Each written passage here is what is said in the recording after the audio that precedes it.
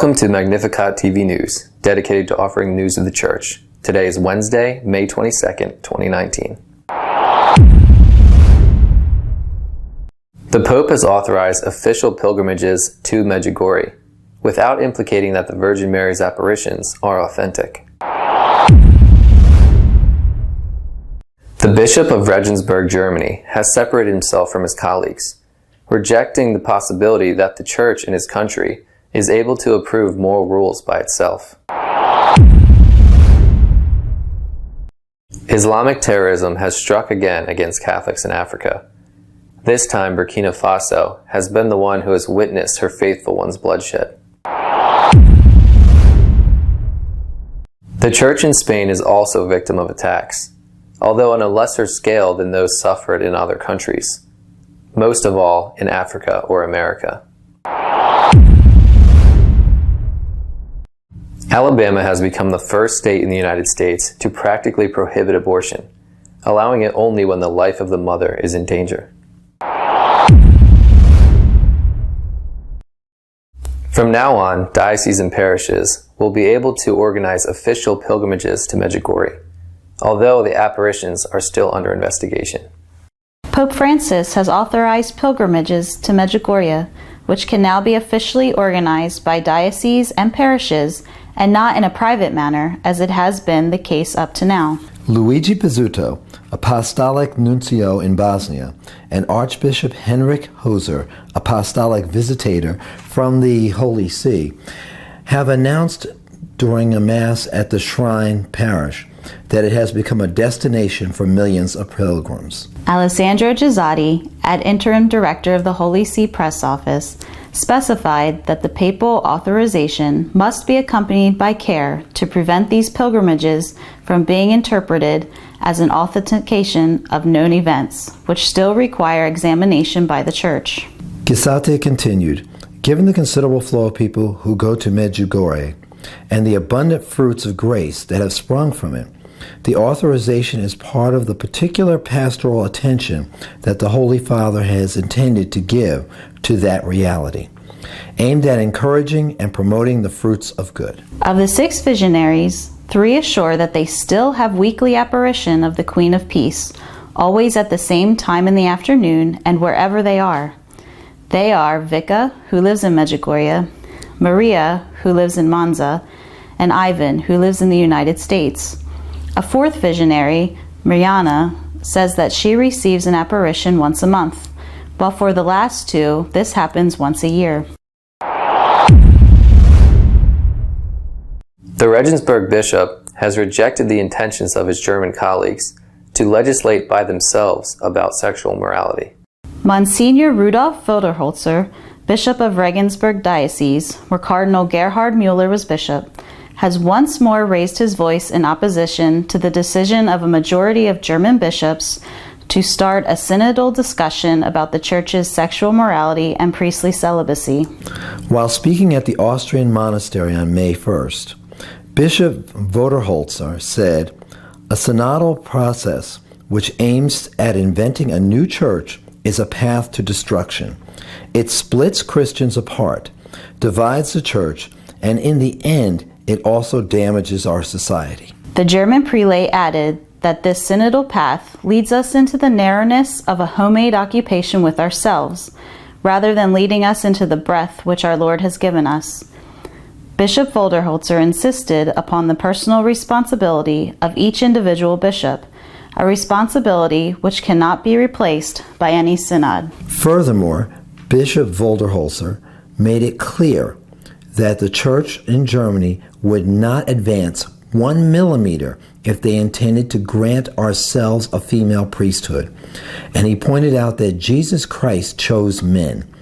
The German prelate insisted that Jesus Christ made this decision against nearly all of the cultures of his time, which knew of a female priesthood. He added, "The Church has no right to depart from this precept. This is valid today, and it was valid at all times." The radical Muslim attacks in Africa don't stop. Once again, Burkina Faso has become the stage for killings against innocent Catholics. After the attack during a Sunday Mass at Dablo in Burkina Faso, in which tens of jihadists killed the pastor and 5 parishioners in cold blood, the Sahel countries suffered another anti-Catholic attack the next day, Monday, May 13th. 4 Catholic believers who were carrying a Virgin statue going back to the church after participating in a Marian procession were murdered in Singa, the country's northern central region. They had participated with their families in a procession. They were intercepted by a group of jihadist terrorists who allowed minors and women to leave, but killed 4 adult men in cold blood. Afterwards, they destroyed the statue. The Burkina Faso Federation of Islamic Associations has condemned the killings of Catholic believers and has urged all Burkinabés, no matter their religion or their preference, to unite against terrorism, remembering that in the past, terrorists attacked imams in the north of the country also. Burkina Faso is a plural country in terms of religiosity, having a 60% of Muslims, 10% of Catholics, 10% of Protestants, and 10% of traditional religions. The capital city is an example of the growth of the Catholic Church. In 1990, they had 240,000 Catholics, 16% of the diocesan territory. In 2016, they were already 900,000 Catholics, a 33% of the population. Attacks against the Catholic Church in Spain have increased within the last few years, consistent with what nearby countries, such as France or Italy, are suffering. The Observatory of Religious Liberty has published its yearly report about Spain's situation. It shows that in 2018, attacks against this fundamental right have increased from 166 to 200 reported cases of violence, harassment, profanity, or rights violations. From the 200 cases filed, 133 have been directed towards Christians, and 109 of those towards Catholics. In other words, 66.5% of all the attacks are against Christians. It is worth it to mention that in reference to other religious groups, 16 attacks, or 8%, have been against Muslims, and 6 attacks, or 3%, have been against Jewish individuals. Lastly, 45 attacks can be considered contrary to all religions in wanting to impose a radical secularism. One of the most negative aspects of the report is the increase in the number of attacks to Catholic churches, going from 44 in 2017 to 53 during last year. This can cause fear among believers to go to pray or celebrate their faith. Among the attacks against these temples, several stand out as attempts to set fire to several churches. In July of 2018, a fire was set at the lateral door of the St. Mary of Elche Basilica in the Alicante province, but it was quickly put out. This church was completely burned down during the Spanish Civil War of 1936. Alabama is the first state in North America to ban abortion, except when the mother's life is in danger. Alabama's Senate has approved a law that prohibits abortion in that southern state, except in cases where the mother's life is in danger. In April, the Chamber of Representatives already gave the green light to the law, and now it has been approved by the Senate and signed by Kay Ivey, the governor. The law is, so far, the most restrictive of those presented in the United States, and it prohibits abortion during any stage of gestation, including cases of rape and incest, only allowing abortion when the mother's health is at risk. The law considers sentences between 10 and 99 years in prison for a doctor who performs an abortion. The project promoters are aware of the law not taking effect, at least for now, because it contradicts the 1973 Supreme Court ruling known as Roe v. Wade, which legalized the practice of abortion. Its objective, however, is to initiate a legal battle that may take the project to the High Court in order for its magistrates to reconsider the 1973 ruling and therefore the legality of abortion in the United States. Our editorial this week is dedicated to commenting on the killings of Christians by Muslims in several countries in Africa. Alemania sigue proporcionando todas las semanas noticias, malas noticias.